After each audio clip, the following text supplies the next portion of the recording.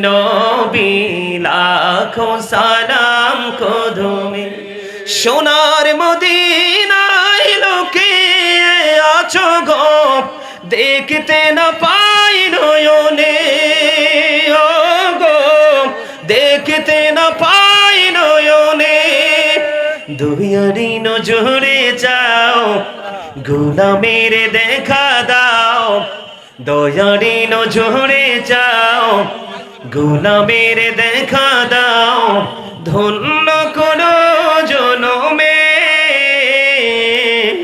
লাখো সালাম কদমে নবী লাখো সালাম কদমে মারহাবা বলেন আর জোরে ভাল লাগছে নি গজলটা শুনছেন যে ভাল লাগছে না তো এই নবীর পাগলরা রেখে থামানো যাবে কোনো ফতুয়া দিয়া কথা কয় না কেন আরো জোরে এদিকে তাকান আর লাইট আয়োগ একটু পরে আওয়াজটা শোনেন শুধু সময় কিন্তু চলে যাচ্ছে এদিকে তাকান কালেমার দিক কয়টা দুইটা আমি রাসূলের মর্যাদা বোঝানোর জন্য বলছি একদম মানে ঈমানকে একদম মজবুত করার জন্য এইটুকুই আমি মনে করি যথেষ্ট আর বেশি প্রয়োজন নেই এই দেখেন লা ইলাহা ইল্লাল্লাহর মধ্যে হরফ আছে 12টা কয়টা 12টা মুহাম্মদুর রাসূলুল্লাহর মধ্যে আছে হরফ 12টা কয়টা 12 মিলে কত হলো 24 এই কারণে একদিনে 24 ঘন্টা 24 আওয়ার্স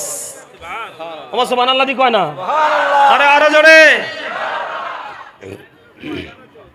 এখানে রাসূলের মর্যাদা পাইছেননি তার মানে এই না যে আমি ইব্রাহিম খলিলুল্লাহকে ছোট করে দেখছি এদিকে তাকান আল্লাহ 1,24,000 নবী রাসূলের মধ্যে 8 জনকে আল্লাহ স্বর্গীয় উপাধি দিয়েছেন এর মধ্যে একজন হলো ইব্রাহিম খলিলুল্লাহ Ibrahim is the friend of Allah আল্লাহ বন্ধু হিসাবে ঘোষণা করেছেন কিন্তু এর মানে এই না যে আমার রাসূলের চাইতে মর্যাদাবান সুবহানাল্লাহ বলেন না কেন তো এখন যেই নবীকে আল্লাহ এত মর্যাদা দিয়েছে আপনি যারা এটাকে দুরূদ ইব্রাহিম বলে এটার নাম দুরূদ ইব্রাহিম নয় এটা হলো তাশাহুদের দুরূদ আলহামদুলিল্লাহ বলেন আর যারা বলেন আলহামদুলিল্লাহ তাহলে এটার নাম হলো কি তা এটা আপনার যদি বাহিরে পড়েন আপনি তাশাহুদ পড়বেন আর এটা নামাজের জন্য খাস আর আমরা যে দুরূদ পড়ি আমাদেরকে যারা বেদাতি বলে যারা এই দুরূদ পড়লে বেদাতি বলে এরার আসলে শিক্ষা বুদ্ধি দুটোটাই কম আপনারা কি মনে করেন আরো জোরে আপনি যেই নবীর নামটা আগে আসলো এবং যেই নবীর নামটা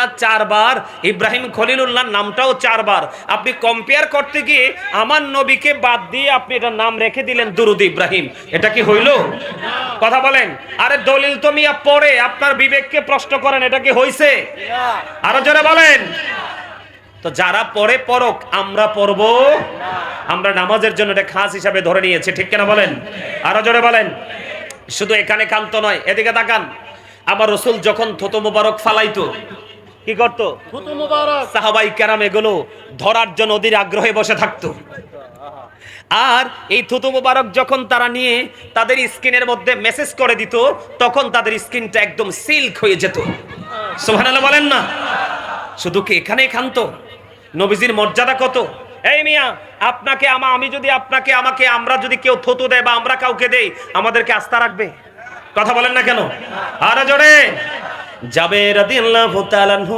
কিছু সাহাবীকে দাওয়াত দিয়েছিলেন রাসূলের সঙ্গে মনে আসেনি কথা বলেন না কেন যখন দাওয়াত দিলেন আমার রাসূল সকল মুহাজির সকল আনসারদেরকে দাওয়াত দিলেন চলো চলো সবাই মিলে চলো জাবেরের বাড়িতে আমাদেরকে দাওয়াত দিয়েছে সবাই মিলে চলো এবার জাবের দৌড়ে চলে গেলেন বিবি রে আমি স্পষ্ট করে শুনতে পেয়েছি আমি মুষ্টিময় কিছু কয়েকজনের গুটি কয়েকজনকে দাওয়াত দিয়েছি কিন্তু আমি শুনতে পেলাম রে আমার রাসূল সকল মুহাজির আনসারদেরকে নিয়ে হাজির হচ্ছে জোরে জোরে কন্যা সুবহানাল্লাহ বন্ধু মাত্র 350 আটার বন্ধু খামির রে কত শের মাত্র 350 আমার নবীর সঙ্গে সঙ্গী হলো 1000 আমি আমার রাসূলের মর্যাদা বোঝানোর জন্য বলছি কারণ আপনারা আমার দাদু ভাই মুরব্বিরা যারা এসেছেন আপনাদের সিনা এখনো আমার মদিনাওয়ালার প্রেমে ভরা আরে বর্তমান প্রজন্মের ম্যাক্সিমাম যুবক যুবতী তাদের অন্তর হলো হিংসা নোংরামি আত্মগরিমায় ভরা ঠিক কিনা বলে কেন জানেন? তাদের সিনায় এত হিংসা, তাদের হিংস্রি আত্মা এত নোংরামি, কারণ তারা ওই সমস্ত মোল্লাদেরকে ফলো করে যারা রসুলের সাথে ওলিদের সাথে সম্পর্ক নাই। এই দুনিয়াতে অসুস্থ মানুষ সোজা করতে হলে যেমন ডাক্তার লাগে, বাড়ি বানানোর জন্য যেমন ইঞ্জিনিয়ার লাগে, ঠিক ঈমান এবং আমলকে মজবুত করতে হলে সত্যিকারের আলেম এবং আল্লাহর ওলি প্রয়োজন। ঠিক কিনা বলেন? আমার কথায় আপনারা একমত হতে পারবেন কিনা জানি না। আমি আমার কথার মধ্যে কিন্তু বন্ধু রিয়েলিটি আছে। আমার দিকে তাকান। এবার বন্ধু চলে গেলেন জাবেরের বাড়িতে, ছোট্ট একটা বকরি জবাই করলেন। উপস্থিতি হলো 1000 জন। ছোট্ট একটা বকরি বন্ধু জবাই করলেন। বন্ধু রুটিটা নিয়ে আসা হলো, রুটির খামিরটা নবীজির সামনে নিয়ে আসা হলো। আমার রাসূল এই খামিরের মধ্যে বন্ধু থুতু মোবারক দিয়ে দিলেন। জোরে জোরে কন্না সুবহানাল্লাহ, আর জোরে বলেন না সুবহানাল্লাহ। বন্ধু চুলার উপরে বসানো ছোট্ট বকরির গোশতের পাতিল রে আমার রাসূল জানিয়ে দিলেন, জাবের রে তুমি জানিয়ে দাও তোমার বিবি যেন ঢাকনাগুলো না সরায়। এবার আমার রাসূল কি করলেন? ওই গোশতের পাতিলের মধ্যে পবিত্র থুতু মোবারক দিয়ে দিলেন, রুটির খামিরের মধ্যে থুতু মোবারক দিয়ে দিলেন। ঢাকনা কিন্তু সরাচ্ছে না। একদিক দিয়ে মানুষ আসছে, রসুল বন্ধু খাবার খাওয়াচ্ছে, একদিক দিয়ে আসছে মানুষ খাবার খেয়ে যাচ্ছে রে। ও বন্ধু, সকল মুহাজির আনসার মিলিয়ে 1000 জন, 1000 জন অত্যন্ত পরিতৃপ্তির সাথে খাবারগুলো বন্ধু খেয়ে শেষ করে দিল। পরে পাতিলা সরাইয়া দেখে রে, ওই যেমন গোশত তেমনই আছে, যেমন রুটির খামির তেমনই রয়ে গেছে। মনে হয় যেন কেউ টাচই করে না। জোরে জোরে কন্যা সুবহানাল্লাহ। এরা তো আমার নবীর দুরূদ পড়বে না, এরা তো দুশমনের রাসূল, গুস্তাখের রাসূল। ঠিক কিনা বলেন? আপনি আমি থুতু দিলে কেউ খাইবো? মাইরা মিয়া তক্তা করে ফেলবো। ঠিক কিনা বলেন? আর আমার নবীকে দাওয়াত দিছে অল্প কয়জন? 1000। আর রাসূল লয়ে গেছে কতজন? সকল মুহাজির আনসার মিলে 1000। সবাই পরিতৃপ্তির সাথে খাবার খেয়ে শেষ করে দিল। পাতিল চাইয়া দেখে ইনটেক খাবার রয়ে গেল। সেই নবীটা আমার। ঠিক কিনা বলেন? আমি সেই নবী নিয়ে প্রাউড ফিল করি, কাল হাসরেও করব। ঠিক কিনা বলেন? আর জোরে। রাসূলের পাগল আলেমদের মর্যাদা কত? নবীর মদিনাওয়ালার সাচ্চা আশিক পাগল আলেমদের সাথে তুমি যুক্ত হও। আল্লাহ বলছে join with my dear people, come to my paradise. তাদের সাথে যুক্ত হও আর আমার জান্নাতে চলে আসো। সুবহানাল্লাহ বলেন না? আর জোরে। এরা কেমনে নবীর সম্মান করবো? এরা তো কোন নবীরে আমরার মতো। আর রাসূল আজ থেকে 1500 বছর আগে চ্যালেঞ্জ করে গেছে, ক্বালা আইয়ুকুম মিসলি, তোমরা কে আছো আমার মতো? সাহাবাই কেরাম পর্যন্ত হাত তোলার সাহস পায় নাই। তুমি কে? তুমি বলো রাসূল তোমার মতো। এত স্টুপিড। এই জন্য আমি আপনাদেরকে বলে দেই, আল্লাহর হাবিব বাবা মা যারা হয়েছেন আপনাদেরকে আজকে বলে যাই, জীবনে আর কোনোদিন দেখা হবে কিনা জানি না, আপনাদের সবাইকে আজকে প্রাণ ভরে ইনস্ট্রাকশন দিয়ে যাই। রাসূল বলে গেছেন, আমি আপনাদেরকে বলে যাই, every parent should take care their children very carefully. প্রত্যেকটা পিতামাতার উচিত তাদের সন্তানের দায়িত্ব যত্ন সহকারে পালন করা। আর আমরা সন্তান হিসাবে we should be our parents, আমাদের প্রত্যেকের উচিত আমাদের পিতামাতাকে মান্য করা, কারণ বাবা মাকে ভালোবাসা মান্য করা ফরজ, তাদেরকে কষ্ট দেওয়া হারাম। এখন এই সন্তান আপনি পাবেন কোথায়? এই সন্তান আপনার এমনি এমনি হবে না। এই সন্তান আপনাকে তৈরি করতে হবে। তেঁতুল গাছ লাগাইলে তেঁতুল ধরে, তাল গাছ লাগাইলে তাল ধরে, আম গাছ লাগাইলে আম ধরে। ঠিক যোগ্য দক্ষ বাবা মার ওরস এবং ওদর থেকেও যোগ্য দক্ষ টেকসই সন্তান পৃথিবীতে কদম দেয়। কথা বলে না কেন? আরো জোরে। এই বাবা মা যারা হয়েছেন আপনাদেরকে বলা যায়, আল্লাহ রাসূল বলেছেন, আদিবু আওলাদাকুম আলা সালাতি খিসারিন, হুব্বি নবীকুম ওয়া হুব্বি আহলে বাইতিহি ওয়া আলা কিরাতিল কুরআন। রাসূল বলেছেন, বাবা মা যারা কান খুলে শুনে রাখো, আমার রাসূল বলেছেন তোমরা তোমাদের সন্তানদেরকে 3টি বিষয়ে শিক্ষা দাও। ফার্স্ট টাইম হুব্বি নবীকুম, teach the love of the prophet, নবীর প্রেম শিখাও।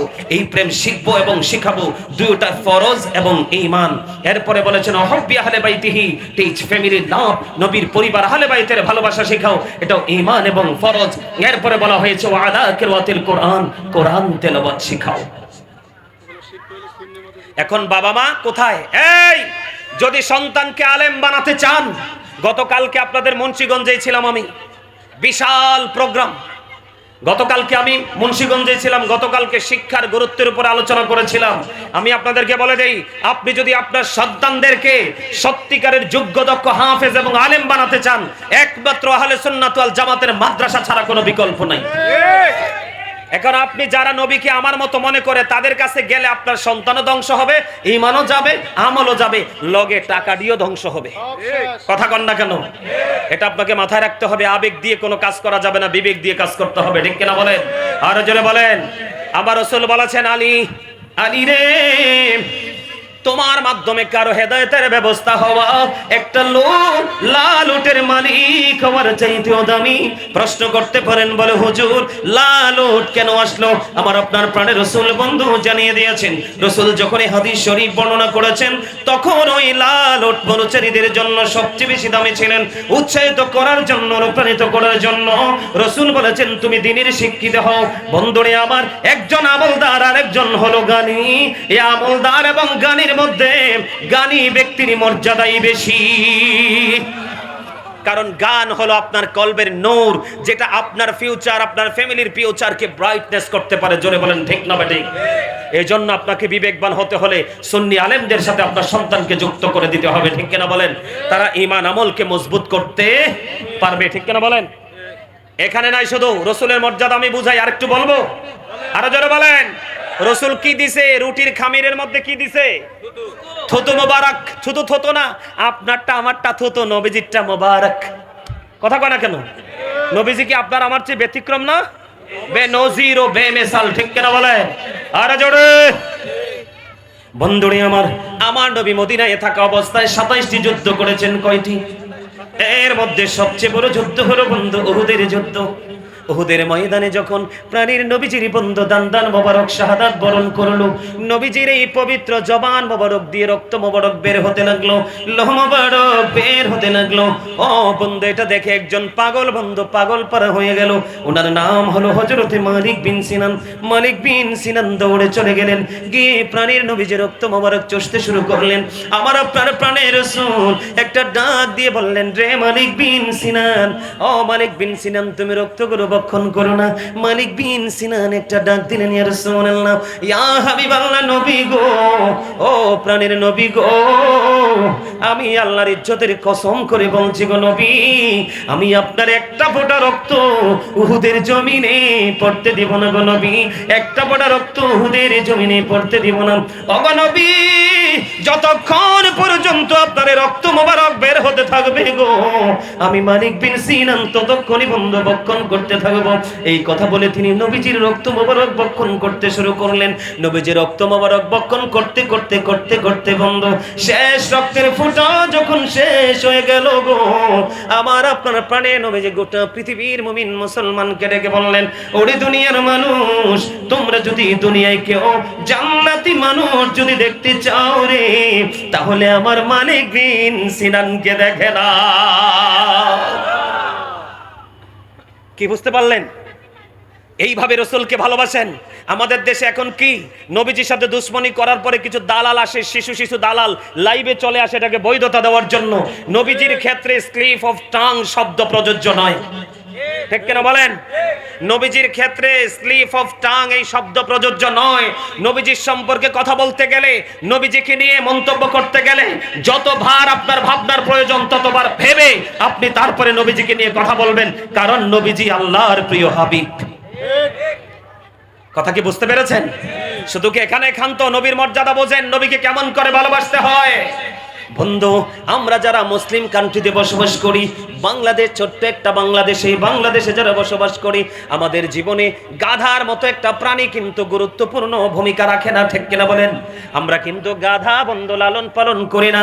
ওই যে দেখেন আমার এক কালা ভাই, দেখেন চোখের পানিগুলো ঝরঝরাইয়া পড়তেছে বন্ধু, এটাকে বলে মদিনাওয়ালার প্রেম রে।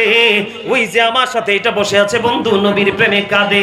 আমি আপনাদেরকে বলে দেই, আকির নামক একটা গাধা, নবীজি যখন চলে গেল এই পৃথিবী ছেড়ে, তিনি সইতে পারছে না, শুধু কান্দে রে, শুধু বন্ধু কান্দে।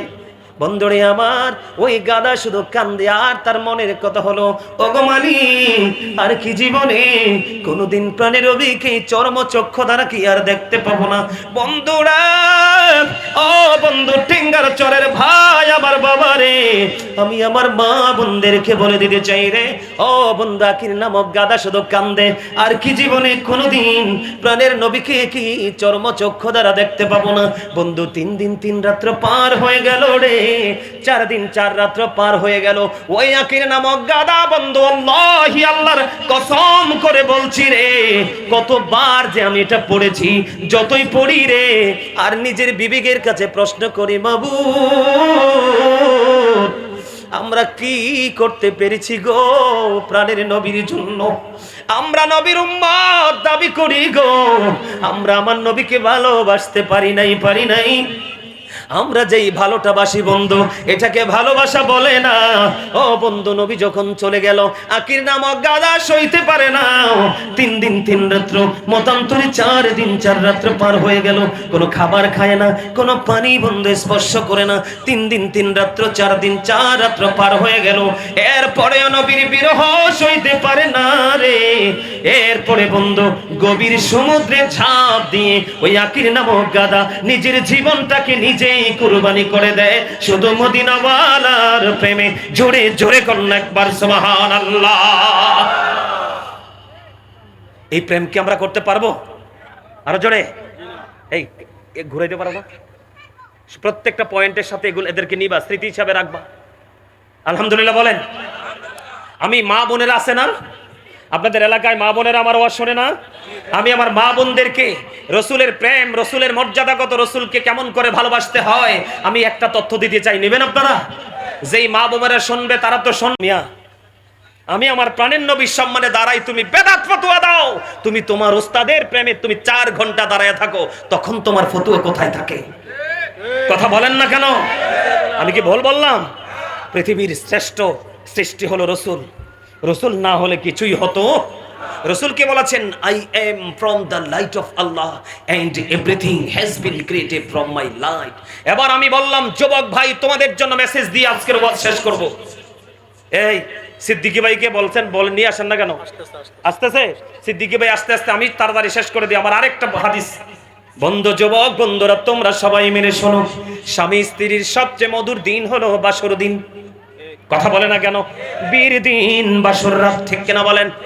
যুবক তোমরা বেদাত বললে শুনিও না, তুমি তোমার রসুলকে ভালোবাসো, মনে রাখবা তোমার সাথেই মোল্লা যাবে না, আপন স্বজন কেউ যাবে না, তোমার কবরে তুমি যাবে, তোমার প্রশ্নের জবাব তুমি দিতে হবে। এই জন্য তোমার নবীকে তোমাকেই চিনতে হবে, ঠিক কিনা বলেন? যুবক রে তোমরা সবাই শোনো, বাসর রাত্রিতে হানজালা রাদিয়াল্লাহু তাআলা আনহুর বাসর চলছে, স্বামী স্ত্রীর মিলন বন্ধু হতে চলেছে। স্বামী স্ত্রীর মিলন হয়ে গেল, এই সময় যুদ্ধের ময়দান থেকে অত্যন্ত ভয়ঙ্কর তথ্য চলে আসলো। হযরতে হানজালা বিয়ে করেছে, বিবির সাথে বন্ধু বাসর হয়েছে। বাসর মানে তো সবাই বোঝেন, স্বামী স্ত্রীর ফিজিক্যাল মেলামেশা। এই মেলামেশার পরে বন্ধু গোসল করা ফরজ। বন্ধু আমার দিকে খেয়াল করেন, মদিনাওয়ালা কত দামি রে।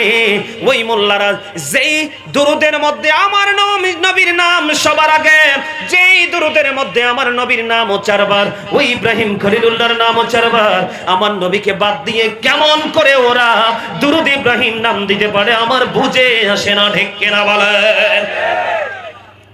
এবার বন্ধু হানজালা রাদিয়াল্লাহু তাআলা আনহু চলে গেলেন উহুদের ময়দানে। হানজালার বিবিও কিন্তু গোসল করে নাই। হানজালা রাদিয়াল্লাহু তাআলা আনহু তিনি গোসল করে নাই, দৌড়ে ছুটে চলে গেলেন, পিছন পিছন হানজালার বিবিও চলে গেলেন। যাইয়া বললেন, নবী গো, ও বন্ধু আমার স্বামী কোথায়? রাসূলকে বললেন, রাসূল গো আমার স্বামী হানজালা কোথায় গো? ও রাসূল আমি আমার স্বামীকে খুঁজছি বন্ধু। উহুদের ময়দানে খোঁজাখুঁজির পরে দেখে হানজালার লাশ তো উহুদের ময়দানে নাই। কেমন করে থাকবে রে? ও বন্ধু, ও বন্ধুরে, জান্নাতের খাদেমরা হানজালার লাশ তো পৃথিবীর জমিন থেকে উঠাইয়া নিয়ে গেছে। জোরে জোরে কন্যা সুবহানাল্লাহ। হানজালার লাশ বন্ধু, ও বন্ধু হানজালা যুদ্ধের ময়দানে নবীর প্রেমে এসে বন্ধু শাহাদাত বরণ করেছে। শাহাদাত বরণ করেছে, শরীয়তের আইন কিন্তু আপনি অমান্য করার সুযোগ নাই। কথা বলেন না কেন? শরীয়তের আইন হলো স্বামী স্ত্রীর মিলন হলো, গোসল তো করতে হবে। কিন্তু হানজালা তো গোসল করে নাই, হানজালার বিবিও তো গোসল করে নাই। মদিনার নবীর প্রেমে বন্ধু যুদ্ধের ময়দানে গিয়ে শাহাদাত বরণ করে ফেললো। এবার হানজালার বিবি যখন বলল, ইয়া রাসূলুল্লাহ, ইয়া হাবিবাল্লাহ, নবী গো, স্বামী আমার কোথায় গো?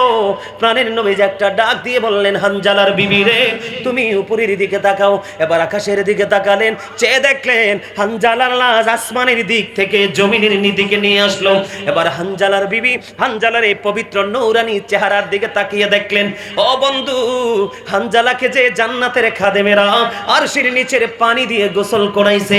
ও বন্ধু, হানজালার বিবি নজর দিয়ে চাইয়া দেখে রে, হানজালার দাড়ি বেবে পানির ফোঁটা ঝরে ঝরে পড়ছে।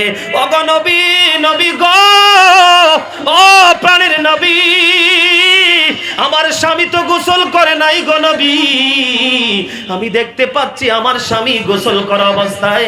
এবার হানজালার বিবিকে নবীজি একটা ডাক দিয়ে বলল, হানজালার বিবি রে, তোমার স্বামী তোমার রাসূলের প্রেমে তো জীবন দিয়ে দিয়েছে, এই জন্য আমার আল্লাহ আরশের নিচের পানি দিয়া জান্নাতি খাদেম দিয়ে গোসল করাইয়া জমিনে পাঠাইছে।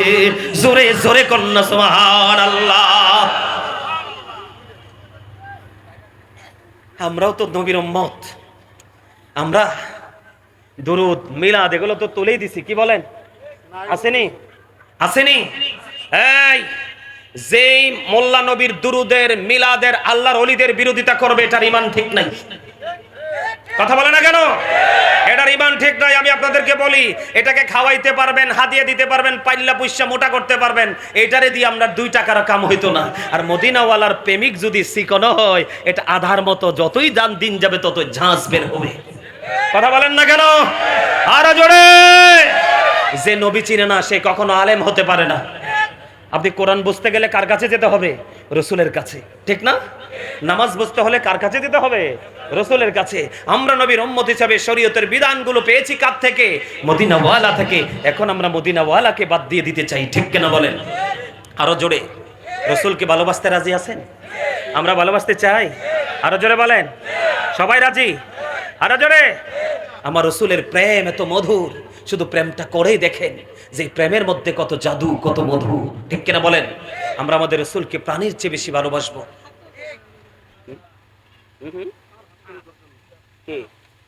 ঠিক আছে, আমার কথা বুঝতেছেন? আমার কথা এতক্ষণ পর্যন্ত বলছি যে কে কে বিরক্ত হয়েছেন হাত তোলেন। আচ্ছা, এদিকে তাকান, এদিকে তাকান, আপনারা আলেমরা তাকান আমার দিকে একটু।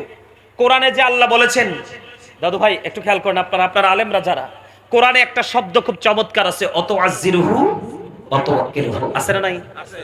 Help him and respect him. তোমরা আমার রাসূলকে সাহায্য করো এবং সম্মান করো। কথা বলে না কেন? সাহাবীরা, হাসান ইবনে সাবিত রাদিয়াল্লাহু তাআলা আনহু মসজিদে নববীর মিম্বরে তো দাঁড়িয়ে নবীজির শান গাইছে। কি নাকি বৈশা গাইছে? দাঁড়িয়ে। ওই সাহাবাই কেরামের তুলনায় সাহাবীরা থেকে আমরা বেশি দামি হয়ে গেলাম? তারা যদি নবীর সম্মানে দাঁড়াতে পারে, আমরা দাঁড়াতে পারি না? এখন ওই মোল্লার একটা ফতোয়া দিয়ে দিবে যে নবী যে তখন সশরীরে ছিল, এখন কি নবী সশরীরে নাই? আছে। আল আম্বিয়াউ আহিয়াউন ফি কুবুরিহিম ইউসাল্লুন, আসেনিও? নবীরা তাদের আপন আপন রোজায় জিন্দা, তারা নামাজরত অবস্থায় আছে। শুধু নামাজরত অবস্থায় না, সূরা বাকারাতে খোঁজ করে দেখেন, আল্লাহ বলেছেন ইনদা রাব্বিহিম ইউরযাকুন, দে রিসিভ ফুড ফ্রম আল্লাহ। আল্লাহ তাদের জন্য জান্নাতি খাবার পর্যন্ত বরাদ্দ দিয়ে রেখেছে, ঠিক কিনা বলেন? আর আপনি মোল্লা কইতে জন্মইছেন, ভালো কিতাব পড়া মনে নসিবে জোটে নাই। যেটা নবী চেনে না সেটা মোল্লা হইতে পারে? কথা বলেন। যে রাসূলের সম্মান বোঝে না সেটা মোল্লা হইতে পারে? আরো জোরে বলেন। যুবক ভাইদেরকে বলছি, ওদের টার্গেট কিন্তু তোমরা। তোমাদেরকে টার্গেট করতে পারলে সমাজের মধ্যে হট্টগোল লাগাই দিবে। তোমরা কিন্তু সাবধান থাকবা। হানজালা নবীর প্রেমে বাসর ছাইরা গেছে, তোমারে কিন্তু আমি বাসর ছাইরা যাইতে বলি নাই। তুমি তোমার সবকিছু ঠিক মতো করো, কিন্তু নবীর অপমান করলে সেটার প্রতিবাদ করো। কথা বলে না কেন? যে নবী চিনেন আমরা তার সাথে থাকবো, যে আল্লাহর ওলিদেরকে সম্মান করেন আমরা তার সাথে থাকবো, যারা সুবিধার জন্য এখন একটা বলে একটু পরে আরেকটা বলে আমরা তাদেরকে মূল্যায়ন করব? কখনোই। কি কি কর, অসুবিধা নাই তো? আমি তো সিদ্দিকী ভাইয়ের জন্য অপেক্ষাই করতেছি, আইলে তো আমি নামা যাবো। উনি আইলেই তো আমার ছুটি, ঠিক কিনা বলেন? আপনারা কি বুঝতে পারছেন? এই এখন আবার ওই যে কি জানি বলে, ওই আমাদের দেশে ওই যে কি জানি জানাজার পরে দোয়া করে না, দোয়া নিয়ে দুনিয়ার মারামারি, কথা বলেন না কেন? আরে জোরে। এখন হেরা সৌদির সাথে ফতুয়া দিয়ে খেয়াল করেন, বোঝেন, বিবেক কাজে লাগাবেন, আবেগ না। আমি আবেগী মানুষ না, আমার দিকে তাকান, কারণ এখন আবেগ দিয়ে চলবে না তো। আপনারা ওরা সৌদি আরবকে ফতুয়া হিসেবে দাঁড় করায়। সৌদি আরব তো ব্রেন পার্টি হয়, এটা কি কোরআন হাদিসে আছে? আমি নিজে দেখে আসছি মদিনায় যাইয়া, ও বৈধভাবে মদ খাওয়ার ভিআইপি পরিবেশ তৈরি। মদ কি হারাম না হালাল? আরে শুধু হারাম নেই, আল্লাহ কয় ইন্নামাল খামরু ওয়াল মাইসিরু ওয়াল আনসাবু ওয়াল আজলামু রিজসুম মিন আমালিশ শাইতান। মদ, জুয়া, মূর্তি, ভাগ গণনা, গৃহস্থ শয়তানের কাজ। নাউজুবিল্লাহ বলেন। তো আমি সৌদি আরব, আল্লাহ আমার রাসূল দেখাইয়া যায় নাই, আমাদেরকে দিয়ে গেছে কোরআন এবং হাদিস, কথা বলেন না কেন? সৌদিয়ানরা মুনাজাত ধরে না কেন জানেন? আর এখনকার তো ম্যাক্সিমাম ইয়াজিদ বাহিনীর দল। এখনকার কি মদিনায় গেলে মোটামুটি শান্তি পাওয়া যায়, কিন্তু মক্কায় শান্তি নাই। আমি নিজে যাই আইছি, আমি দেখছি এরা যেমনে পারে এমনি ধাক্কায় মারে, ধরে, কিলাই কন্যা সব করে, কিন্তু মদিনা হচ্ছে শান্তির জায়গা। আমিন কর। আমার দিকে ওদের ভাষা হলো আরবি ভাষা, মাতৃভাষা আরবি। ওরা ইমাম সাহেব বললে ওরা বোঝে, কিন্তু আমরা ইমাম সাহেবরা বললে আপনারা বোঝেন না। এই জন্য আমি যদি সারাক্ষণ পড়ি, এমনি যদি পড়তে থাকি, হাতরা এমনি শক্ত করে যদি পড়তে থাকি, রব্বানা যালামনা আনফুসানা ওয়া ইল্লাম তাগফির লানা ওয়া তারহামনা লানাকুনান্না মিনাল খাসিরিন, কিছু বুঝছেননি? আরে কথা কন, কিচ্ছু বুঝছেন? বুঝছেন? কিচ্ছু বুঝেন নাই। এখন এইটাতে দিলটা নরম হয় নাকি আল্লাহ গো আমার যিনি কবরে গেছে তাকে তুমি মাফ করে দাও, আল্লাহ আমিও তো আসছি, আমার গুনাহগুলি মাফ করে দাও, আমরাও যেন কবরের পথের যাত্রী পরিপূর্ণতা অর্জন করে যেতে পারি, সেই ব্যবস্থা করে দাও। এই কথাগুলো বলে দিলটা নরম হয় না? কারণ মানুষ তো এমনিই তো নোংরা হয়ে যাচ্ছে, ইসলাম থেকে দূরে চলে যাচ্ছে। আমাদের আলেমদের কাজ হলো মানুষকে কিভাবে আকৃষ্ট করব, তার হৃদয়ে টাচ করে কিভাবে আমরা ধর্মের দিকে ধাবিত করব, সেটা করা আমাদের দরকার। কিন্তু আমরা সেটা না করে আমরা ফতুয়াবাজি করে করে মানুষকে শক্ত করে দিচ্ছি, ঠিক কিনা বলেন? আপনারা দোয়া করবেন, কোনো ফতুয়া শুনবেন না। যদি সে ফতুয়াদের নাই, আপনি বলবেন কোন কিতাবে নাই উল্লেখ আছে দেখান, দেখবেন মোল্লা গাঁটটি ফালাইয়া দৌড় দিবে। কথা বলেন না কেন? আরে জোরে। আপনার ব্যক্তিগতভাবে ভালো না লাগলে আপনি করেন না, ঠিক না? ঠিক। আরো জোরে, আরো জোরে। আবার কয় 5 দিনে, 40 দিনে বা মৃত্যু ব্যক্তিদের জন্য খাবার খাওয়ানো জায়েজ না। আচ্ছা, সারা বছর জায়েজ হইলে মানুষ মরার পরে খাওয়াইলে এটা না জায়েজ কোন কিতাবে আছে? ওই আমরা সবে বরাতে হালুয়া রুটি খাই, কিও সারা বছর হালুয়া রুটি খায়, মোল্লারে দাওয়াত দিলে মোল্লাও খায়, কিন্তু সবে বরাত আইলে বলে এটা বেদাত। আপনারা কি আমার কথা বুঝেন? আরো জোরে বলেন। আচ্ছা, হালুয়া রুটি কি হারাম জিনিস, নাপাক জিনিস? হ্যাঁ, তো সবে বরাত আইলে এটা আমাদের পূর্বসূরীরা, আমাদের মুরব্বীরা করে গেছে, এটা করলে একটু ভালো লাগে, ঠিক না? আর এমনিতেও তো একজন আরেকজনকে, হ্যাঁ এটাই বলতেছি। আমার দিকে তাকান। এই মানুষকে খাওয়াইলে আল্লাহ খুশি হয়, ঠিক না? পরিচিত হোক অপরিচিত হোক, মুসলমানকে দেখে সালাম দিয়ে দিলে আল্লাহ খুশি হয়। সব খানা হালাল, হালুয়া রুটি বেদাত। আপনারা একটু চিন্তা করেন না, এগুলো কি যৌক্তিক না অযৌক্তিক? অযৌক্তিক না? 12 মাস খাই তুমি বেদাত ফতুয়া দেন, সবে বরাতের দিন খাইলে বেদাত। সবে বরাতের দিনটা কি এমন দিন? কয় দিন নির্ধারণ করো তো, কোন দিন নির্ধারণ করে খাওয়ানো, খাওয়া, দেওয়া, নেওয়া, এটা বেদাত। এটা কি আশ্চর্য ধরনের ব্যাপার। এই জন্য সর্বশেষ কথা, সিদ্দিকী ভাই আসতেছে, এদিকে তাকান। আল্লাহ রাসূল বলেছেন কিয়ামতের পূর্বক্ষণে কিয়ামতের আলামত অনেকগুলোই প্রকাশিত হবে। এর মধ্যে ভয়ঙ্কর একটা আলামত তোমাদের মধ্যে প্রকাশিত হবে, সেইটা হলো মোল্লারা, তাদের কোরআন হাদিসের এলেম থাকবে না, তারা কমন শিক্ষা গুণ তাদের মধ্যে থাকবে না, তারা মন গড়া ফতুয়া দিয়ে দিয়ে দিয়ে দিয়ে সাধারণ মানুষগুলোকে তারা পথভ্রষ্ট করে দিবে, ঠিক কিনা বলেন? তা আমরা ওই সমস্ত মোল্লাদের থেকে দূরে থাকবো, ঠিক কিনা বলেন?